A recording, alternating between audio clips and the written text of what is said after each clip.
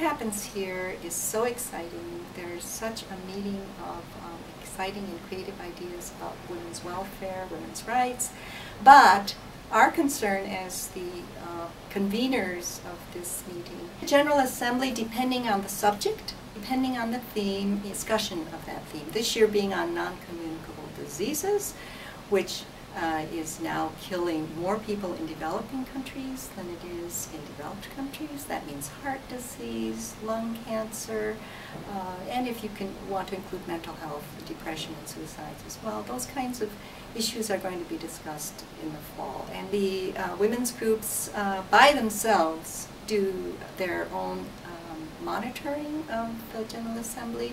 We don't do any particular large event related to that, but depending on the theme, during our monthly meeting, we usually would gather our members together and have some discussion of that theme. This year, issues are going to be discussed in the fall, and women's health is going to be a good part of that, I'm sure. And our committee will let our members know what are some of the events and side events where they should be participating.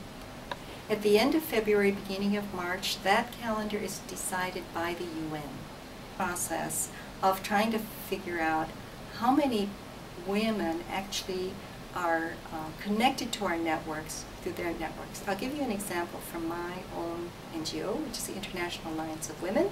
Our president is in the Netherlands, our secretariat is in Denmark, and our treasurer is somewhere in Australia, I think. The International Alliance of Women is a network of networks, which means that I'm not even sure, out of the 100-some people who organizations that pay dues, how many people we can reach. I just recently discovered a whole network in sub-Saharan Africa, which has been connected to us, and I've been able to draw on them for advice and involvement in peace and security issues. Vision in South Africa, who has organized a whole Southern African network, and I'll be meeting her in Durban when I go for the climate change conference there to help advocate for women. Basically, 11 working days. That's when the commission meets, and that's when all the women show up here in New York City. And it happens every year. Different dates every year. This year I would have to look up the exact dates, but let's check that. Registration for the consultation day, which I highly recommend, because the consultation day is the kickoff day, usually on a Sunday, when you pretty much begin to learn what's going to happen in the next 2 weeks. And also it's the time when you get oriented towards what is the UN and why are we here. So consultation day is one registration. You just register online. And the second registration would be of something that you want to do with a group.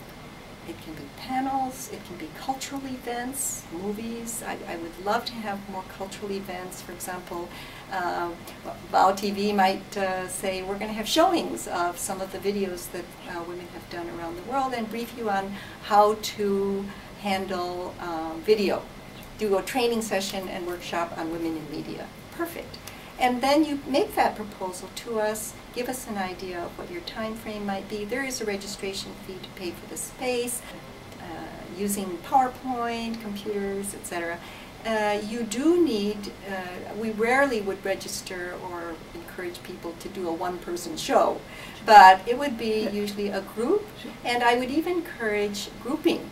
That is, if VOW-TV wanted to do something with another media women's group or something, a collective, and then you propose some kind of activity. That's really a great contribution, I think, to the skills and advocacy possibilities for NGOs. Boy, would I love to have more cultural events here. Poetry readings, concerts, as I say, things that give people inspiration as much as information.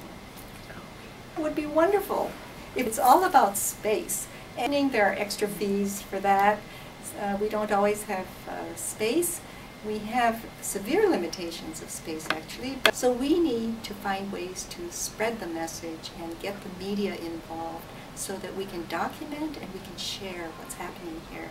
So I invite anyone who has that capability and that skill for communications to be a part of our process. Let us know that what you've done, and where it can be accessed, and we will figure out a way to advertise it on our website and make it available to others. We're going to try to get live streaming from this building so that we can also live stream out of, I'm working really hard on that, and I know that will make a difference to the. So my husband works with Newsweek, and so I'm very aware that if we really want to handle this well, we also need to designate a newspaper media focal point in our committee so that when people are looking for good interviews, we can figure out a way to connect them to the right people. So we'll give that some thought. We are very lucky on our committee to have a man who used to run an Arab newspaper, language newspaper in Arizona, and he used to own it. So I'm thinking of asking Dr. Jawad, who's a pediatrician as well, to help us think about how we can facilitate the access of media, because I think there's nothing more frustrating as a journalist to come and sit around all day and not know where things are happening. On the other hand, you can do your own homework, because we will have a handbook with parallel events. In there, you will see the names of people. You can Google them, find out who's interesting, and set up interviews by yourselves. We have to find a space, you know, in something which is not officially in our venue. What I would encourage you to do, if you find a fundraising event, is you would not do it with us directly. What you would do is you would for the NGO CSW that we're organizing, and then whatever funds you raise, you would donate that to us, but we would not necessarily be the organizers for you. What we could do is we could help you with the publicity, and you could buy a small ad in our handbook, and then that ad, and we, you know, that advertise that this event is going to take place and that it's a fundraiser for the. That would be great, you know.